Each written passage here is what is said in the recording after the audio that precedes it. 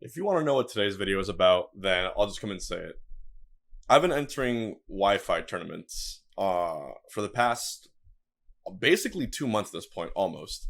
Ever since the quarantine happened and we've all been isolated, there's been obviously no live events. So, most of us have been forced to compete in the only way possible, which is through online means. I entered one Melee online tournament, which was Pound Online, which had its own fair share of issues, given the fact that we use Melee Net Play and not an officially, sanctioned Nintendo online format for Melee, which never existed. But more frequently, obviously, I've been entering about one Wi-Fi tournament every single day, much to the chagrin of my stream, and they've been enjoying it a lot. Here is a rant on the Wi-Fi experience for Super Smash Bros. Ultimate, specifically. I played Jigglypuff, right? Puff, in my opinion, and the opinion of many top players who are far, far better than me, is not a very good character in Smash Ultimate. Her matchup spread is practically awful, and she has a very, very hard time winning a number of matchups. I mean, a very hard time. I'm sure you've seen multiple thumbnails now on my YouTube channel where I'm yelling or screaming, cursing the gods, cursing the world, because that's how it makes me feel. When I play Puff online, the more delay there is, the harder it is to react to certain things. So many characters have options that are safe on shield, and adding any bit of milliseconds of delay to that just makes it that much harder for me to attack out of shield. Obviously, other characters don't struggle with that as much. You have really fast characters like Joker, Pikachu, Palutena, top tiers that can do really, really good out of shield options. And Puff, she's got maybe a Nair out of shield. She's got, if you're really ballsy, a Rest out of shield, Dare out of shield, some decent ones. But if you whiff any of those moves, you're going to tank like 40%. And the next thing you know, you're at kill percent with like a half the cast. It's just really, really frustrating for a while, right?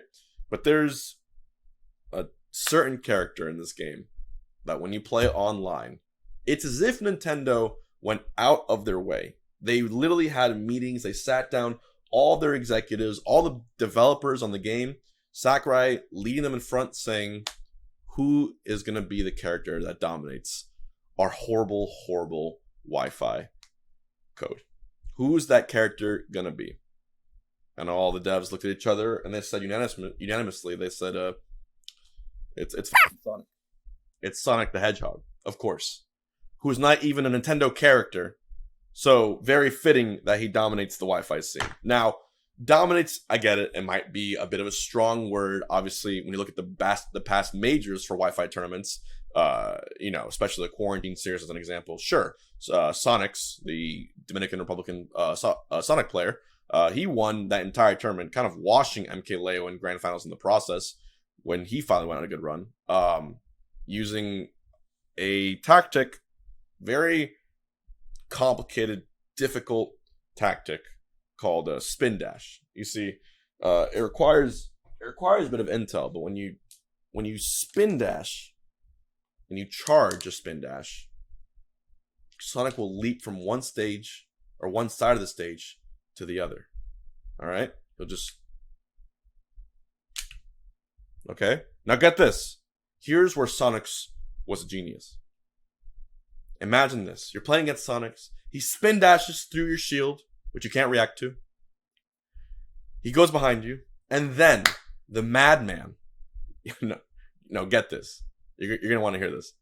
He spin dashes again. Brilliant. Just the mind of this prodigious talent.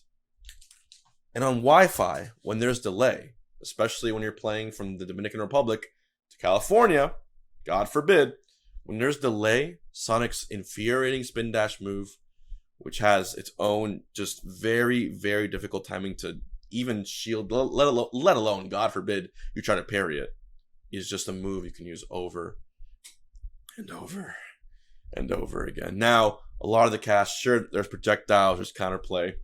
You try playing Puff against Sonic on Wi-Fi, and let me know what a great time you have. Attempting, praying, you land a back air to kill Sonic, maybe at 115%.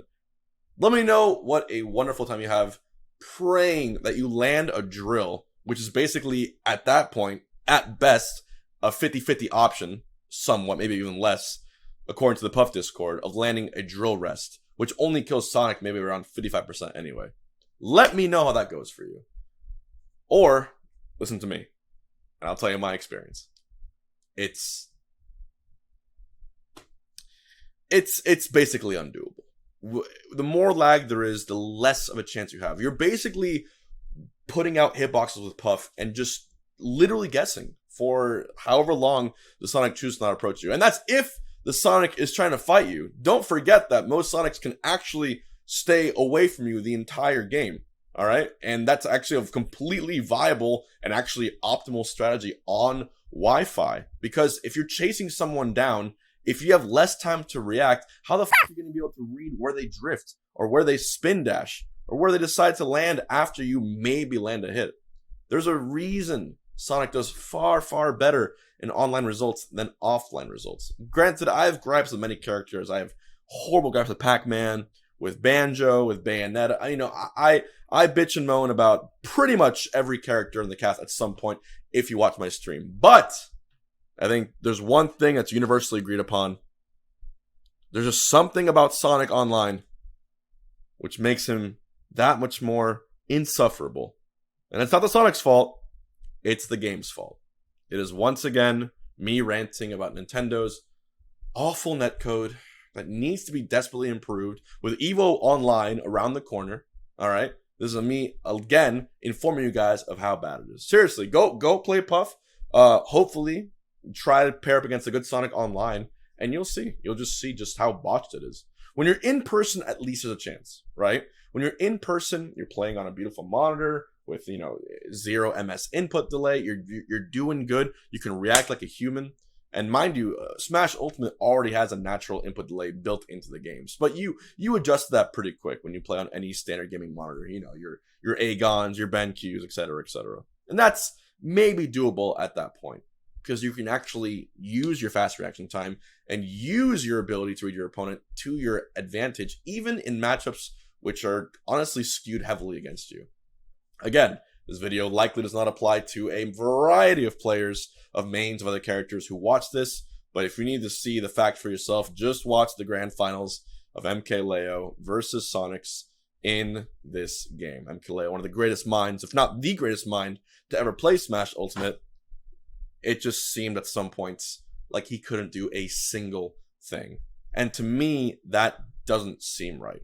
I'm not sure how many, I've never met the guy Sonics, right? I'm not sure how many tournaments this guy has entered, or if he's gone to any nationals. Maybe he wins every tournament in DR, which I wouldn't be surprised.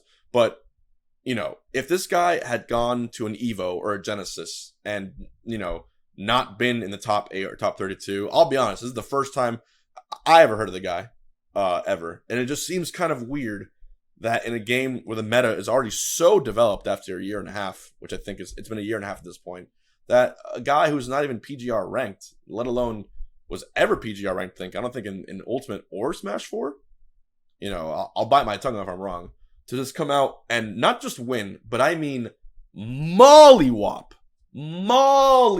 everyone.